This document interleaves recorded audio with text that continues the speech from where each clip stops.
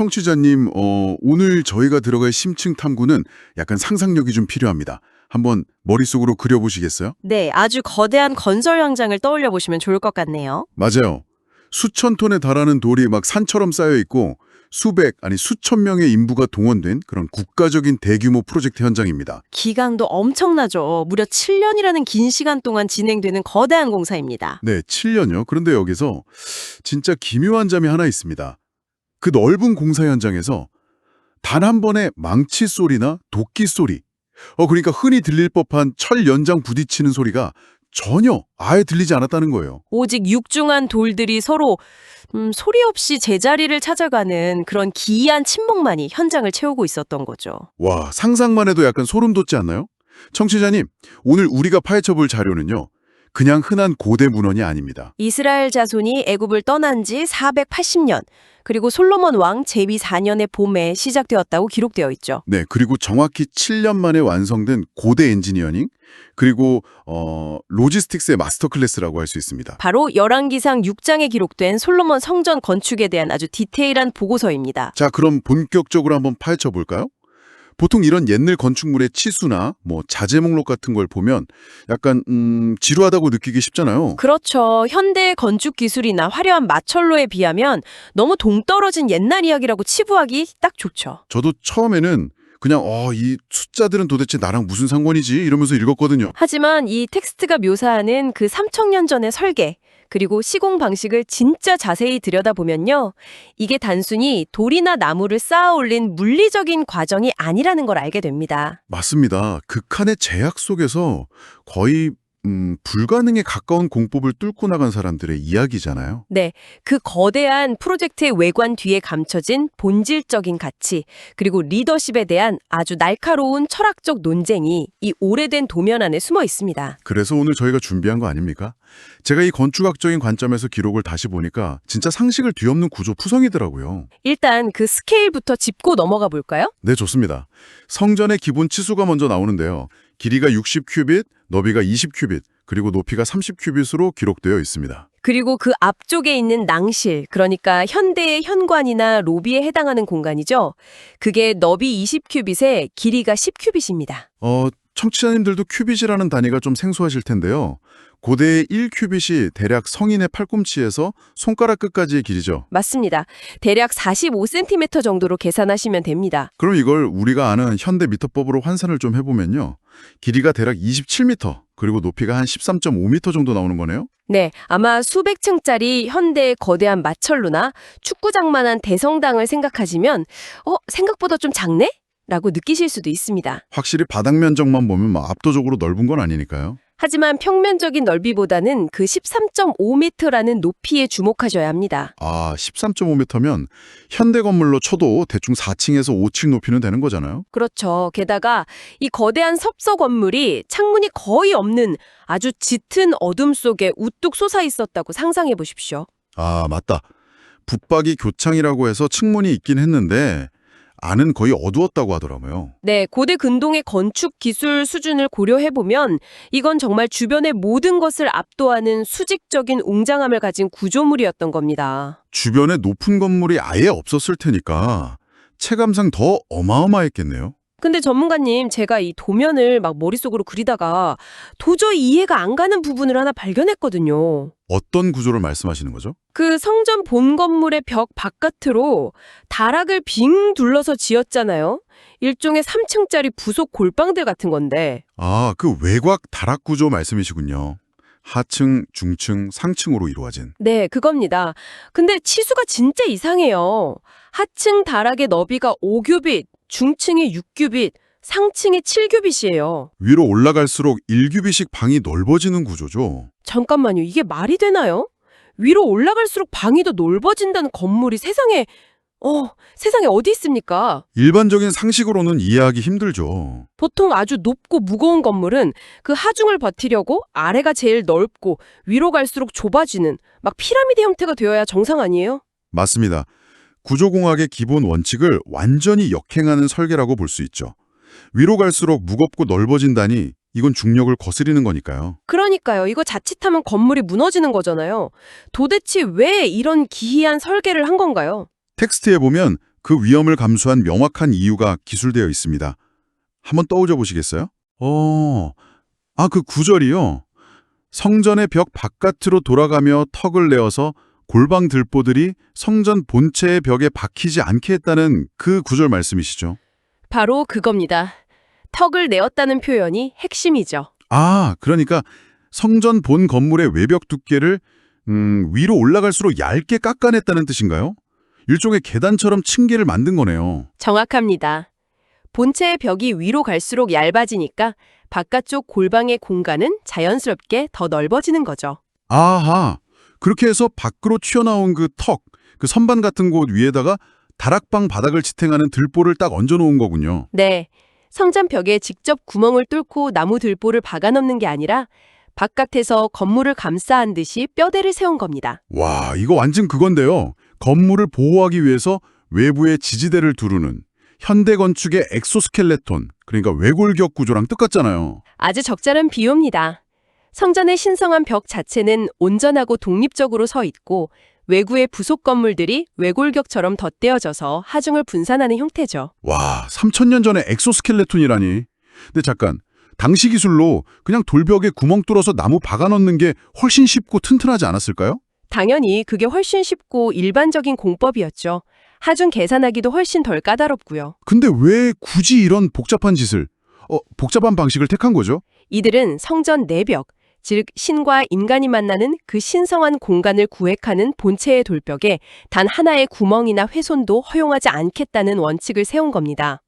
그러니까 구조적 안정성이나 공사하기 편한 것보다 그 공간 자체가 가지는 신성함, 그 추상적인 의미를 지키려고 건축공법을 완전히 꼬아버린 거네요. 맞습니다. 물리적인 무결성을 온전하게 유지하는 것이 곧 신성함을 보존하는 길이라고 본 고도의 철학적 결단인 거죠. 와, 시작부터 벌써 이 프로젝트가 얼마나 약간 강박적인 디테일로 굴러갔는지 확 느껴지는데요. 하지만 그 강박은 뼈대를 세우는 방식에서 멈추지 않았습니다. 맞다. 서두에 저희가 오프닝에서 언급했던 그 침묵의 현장. 그 얘기 좀 해볼까요? 성전 건축 중에 방망이나 도끼 소리가 나지 않았다는 부분이죠. 네, 저는 문서 읽으면서 이 부분에서 솔직히 제일 의심이 갔거든요. 아니, 7년 동안 거대한 석조 건물을 짓는데 어떻게 철 연장 소리가 안 납니까? 돌을 뜨는 채석장에서 미리 돌을 다 다듬어서 가져왔기 때문이라고 텍스트는 설명하죠. 그러니까 현장에서는 조립만 했다는 건데 이거 완전 고대 버전의 이케아 조립식 가구 시스템 아닌가요? 재미있는 비유지만 이케아와 비교하기에는 이 사람들이 직면했던 공학적 난이도가 정말 차원이 다릅니다. 하긴 이케아는 가벼운 나무 판저랑 규격화된 나사를 주지만 이건 엄청나게 무거운 돌덩이들이잖아요. 네, 수톤에 달하는 불규칙한 자연석들을 다뤄야 했으니까요. 제 말이 그겁니다. 아니, 지금처럼 레이저로 각도 재는 도구도 없고 3D 모델링이나 도면 프로그램이 있는 것도 아니잖아요. 당시의 기술 수준을 생각하면 기적에 가깝죠. 채석장이 현장에서 꽤 멀리 떨어져 있었을 텐데 거기서 돌의 크기랑 들어갈 각도를 미리 완벽하게 계산해서 깎아온다.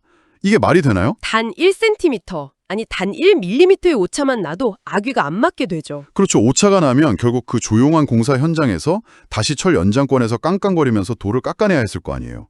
이건 너무 비효율적인 방식 아닌가요? 엄청난 수학적 정밀함과 치밀한 사전 계획이 필수적입니다. 채석장이랑 현장 사이의 소통도 완벽해야 하고 운반하다가 모서리라도 깨지면 끝장나는 거고요. 네, 그럼에도 불구하고 이 미친 로지스틱스를 굳이 밀어붙인 이유는 이들이 건축 행위 자체를 완전히 새롭게 재해석했기 때문입니다. 재해석이요? 어떤 식으로요? 돌을 깨고 쪼개고 깎아내는 과정을 한번 상상해 보십시오. 먼지 엄청 날리고 시끄럽고 위험하죠. 맞습니다.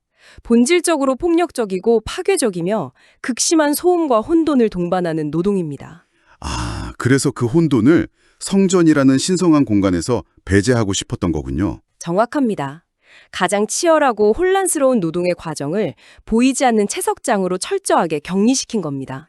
와, 그러니까 결과물로 지어진 건물만 거룩하면 되는 게 아니라 지어지는 그 과정, 그 시간 자체에도 평화와 침묵이 깃들어야 한다. 그런 건가요? 네, 신성한 공간이 형성되는 과정에 인간의 폭력적인 소음이 개입해서는 안 된다는 아주 지독한 완벽주의의 발현이라고 볼 수 있죠. 세상에, 혼돈의 노동은 뒤편으로 다 숨기고 눈앞의 성전은 철저히 통제된 평화만만 채운다. 진짜 엄청난 발상이네요. 그렇게 먼 채석장에서 수많은 망치질과 땀방울로 깎인 돌들이 현장에서는 소리 없이 완벽하게 들어맞으면서 거대한 외부 돌벽이 완성된 겁니다. 자, 청취자님, 밖에서 본 이 성전은 진짜 육중하고 차갑고 고요한 돌무더기잖아요. 이제 저희랑 같이 그 무거운 문을 열고 내부로 한번 들어가 보시죠. 외부와 내부의 극단적인 대비가 이제 시작됩니다. 네, 밖에서 느끼던 차가운 느낌은 문을 여는 순간 완전히 박살납니다. 시각은 물론이고 후각까지 동시에 때리는 엄청난 반전이 기다리고 있거든요. 성전 내부로 들어가면 방금 전까지 이야기했던 그 돌이 단 한 점도 보이지 않게 됩니다. 맞아요. 기록에 보면 안에는 돌이 보이지 아니하며 이렇게 아주 쐐기를 박듯이 선언을 해버리잖아요. 바닥부터 천장까지 모든 내부 표면을 돌 대신 나무로 완전히 덮어버렸기 때문이죠. 벽이랑 천장은 전부 레바논상 백향목으로 두르고 바닥은 잣나무를 깔았다고 되어 있죠. 근데 왜 굳이 그 튼튼한 돌벽을 두고 나무로 다 가린 걸까요? 이 레바논 백향목이 당시 고대 근동에서는 그야말로 최고의 슈퍼 소재였거든요. 아, 제가 찾아보니까 이 나무가 수명도 엄청나게 길고 무엇보다 벌레를 쫓아내는 특유의 아주 진하고 달콤한 향기를 뿜어낸다면서요. 네, 그 향이 성전 내부에 가득 찼을 겁니다. 청취자님, 상상해보세요.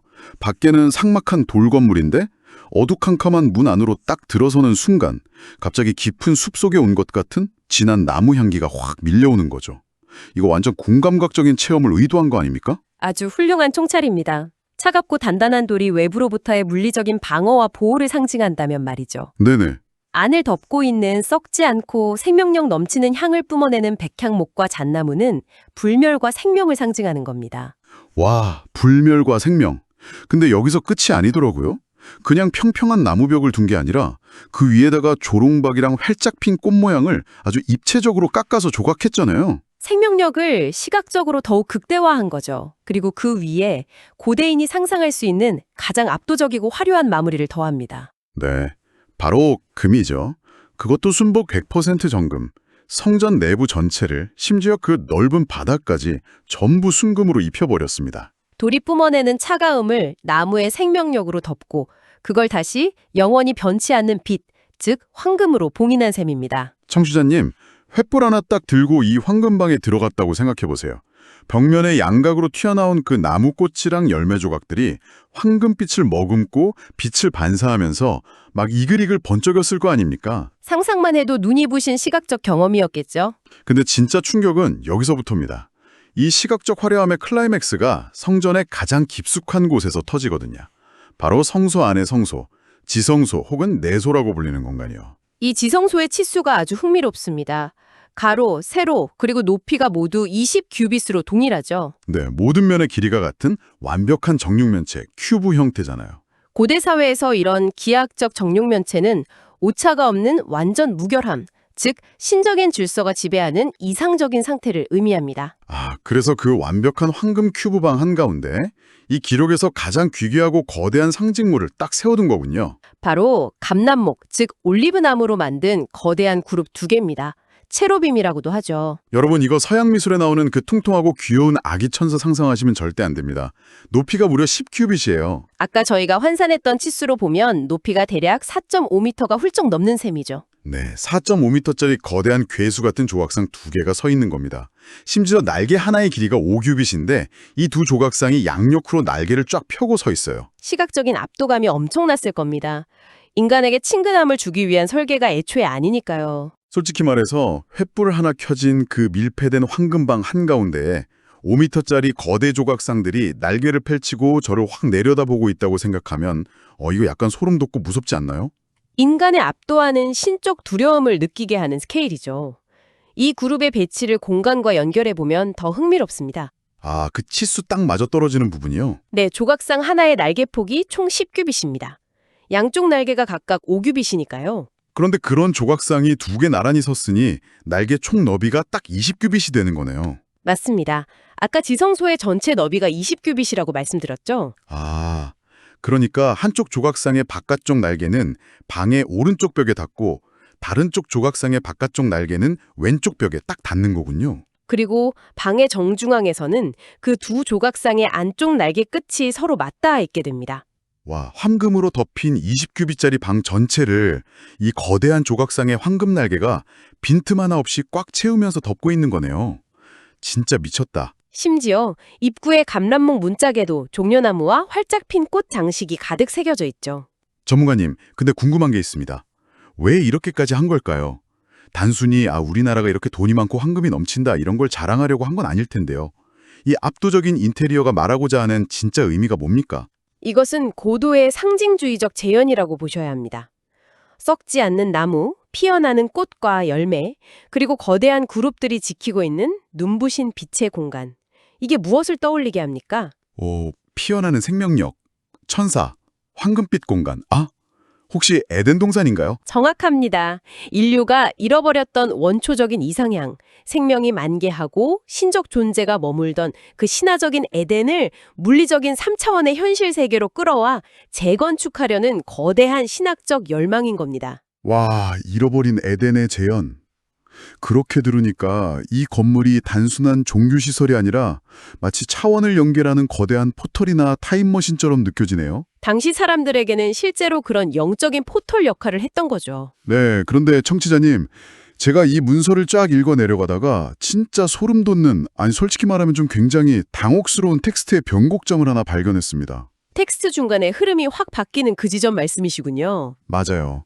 우리가 지금까지 얘기한 이 기록의 흐름을 쭉 보면요. 처음엔 건축기간 이야기하고 기이한 외골격 구조 말하고 채석장의 침묵을 막 칭송하잖아요. 그리고 방금 우리가 감탄했던 그 황금빛 에덴의 묘사가 이어지죠? 네, 완벽한 형태의 아주 훌륭한 건축 보고서 흐름이란 말입니다. 그런데 이 화려한 설명들 한가운데에 마치 누가 억지로 복사 붙여넣기 한 것처럼 전혀 다른 맥락의 텍스트가 불쑥 튀어나옵니다. 솔로몬에게 임한 신의 메시지 부분이죠? 네, 한창 황금 성전을 막 짓고 있는데 갑자기 이런 메시지가 떨어져요.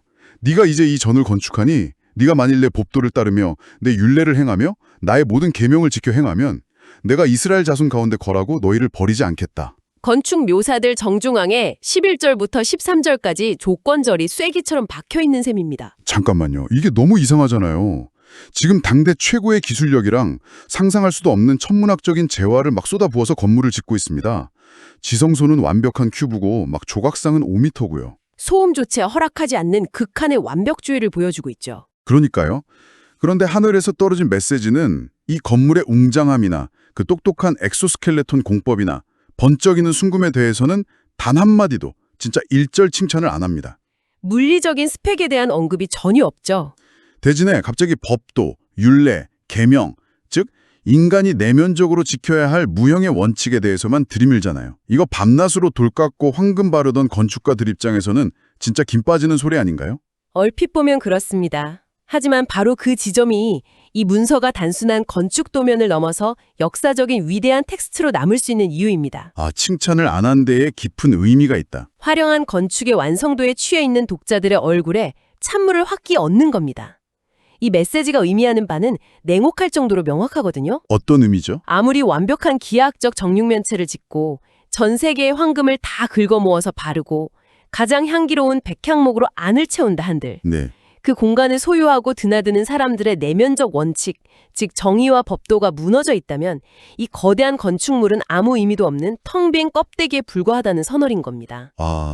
그 엄청난 황금과 백향목조차도 신을 담는 진짜 그릇은 아니라는 거군요. 그렇습니다. 외벽에 턱을 내어서 돌벽을 보호하는 물리적 치밀함은 훌륭하게 보여주었죠. 네, 그 엑소스켈레톤 구조요. 하지만 정작 자신의 삶과 공동체의 원칙을 보호하는 도덕적 치밀함이 없다면 그룹의 그 거대한 황금 날개 아래에서도 생명력은 절대 유지될 수 없다는 엄중한 경고입니다. 와, 물리적 공간의 신성함은 결국 그 공간을 점유하는 인간의 행동 그리고 태도에 의해 결정된다. 진짜 본질적인 우선순위를 확 재조정해버리는 거네요. 건물의 화려함에 압도되어 본질을 잃지 말라는 메시지죠. 진짜 뼈 때리는 통찰입니다. 사실 우리는 보통 눈에 보이는 결과물에 모든 걸 걸잖아요. 막 내가 이만큼 거대한 스케일의 프로젝트를 해냈어. 내가 이렇게 완벽한 스펙을 쌓아 올렸어. 하면서 겉으로 빛나는 황금벽에만 집착하니까요. 외형의 화려함이 내면의 올바름을 담보한다고 착각하기 쉽죠. 네, 그런데 이 3000년 전의 텍스트는 그 눈부신 성취의 한가운데서 우리 멱살을 잡고 딱 멈춰 세우는 거네요. 야, 그 화려함을 지탱할 보이지 않는 너만의 법도 그 삶의 원칙은 견고하냐? 하고 묻는 거잖아요. 오늘날 스펙과 결과주의에 매몰된 현대사회를 날카롭게 돌아보게 만드는 지점입니다. 자, 청취자님, 어느덧 마무리할 시간이 다 되어 가는데요. 오늘 우리가 함께 파헤친 이 거대한 고대의 현장을 한번 정리해 보겠습니다. 아주 흥미진진한 탐구였죠. 네, 우리는 수천 톤의 돌이 오차 없이 완벽하게 조립되는 기이한 신무계 현장을 목격했습니다. 본질을 훼손하지 않기 위해 밖으로 하중을 빼낸 외골격 구조도 봤고요. 부패하지 않는 백향목과 빛나는 정금으로 현실에 재현해낸 시각적인 에덴 동산도 살펴보았습니다. 네, 그리고 그 방을 꽉 채우고 있던 거대한 황금 날개까지요. 고대인들이 구현할 수 있었던 극한의 아주 미친 디테일의 아름다움과 기술력이었습니다. 하지만 그 화려한 도면의 정중앙에는 건물의 진짜 가치를 결정하는 단 하나의 조건이 숨겨져 있었죠. 맞습니다. 바로 보이지 않는 무형의 원칙의 준수. 물리적인 건축의 위대함은 결국 그것을 세우고 사용하는 사람들의 철학적, 도덕적 기반 위에 서 있을 때만 진짜 의미를 갖습니다. 기반이 없는 웅장함은 결국 거대한 폐허가 될 뿐이다. 역사가 그걸 늘 증명해왔으니까요. 네, 아주 정확한 요약입니다. 오늘 이 심층 탐구를 마치면서요. 제 청취자님께 꼭 던지고 싶은 질문이 하나 생겼습니다. 현대의 우리는 사실 고대인들보다 훨씬 더 높고 거대한 마천루를 짓고 있잖아요. 눈부신 기술의 제국들을 매일같이 쏟아내고 있죠. 네, 우리는 끊임없이 우리만의 황금 내부를 장식하고 내 구조적 외골격이 이렇게 튼튼하다고 자랑하느라 여념이 없습니다. 겉모습을 가꾸는 데는 그 어느 때보다 능숙한 시대니까요. 하지만 만약 우리가 그 성공의 화려함에만 푹 취해서 그 밑바탕을 지탱해야 할 가장 기본적인 원칙, 윤리라는 코드를 잃어버린다면요? 언젠가 무너져 내릴 수밖에 없겠죠. 네, 우리는 그저 무너지기 직전에 세계에서 가장 크고 아름다운 폐허를 짓고 있는 것은 아닐까요? 청취자님께서 지금 아주 치열하게 짓고 계신 그 거대한 삶의 프로젝트 중심에는 황금이 아니라 변하지 않는 어떤 원칙이 자리 잡고 있는지 한 번쯤 돌아보시는 것도 좋을 것 같습니다. 우리만의 채석장에서 어떤 침묵과 인내의 시간을 보내고 있는지 성찰해 볼 필요가 있겠네요. 맞습니다. 그 보이지 않는 채석장에서의 시간이 결국 모든 걸 결정할 테니까요. 오늘의 심층 탐구는 여기까지입니다. 저희는 다음 시간에 또 다른 흥미로운 소스들을 한가득 쌓아들고 청취자님의 통찰력을 확 깨워드릴 이야기로 다시 찾아오겠습니다.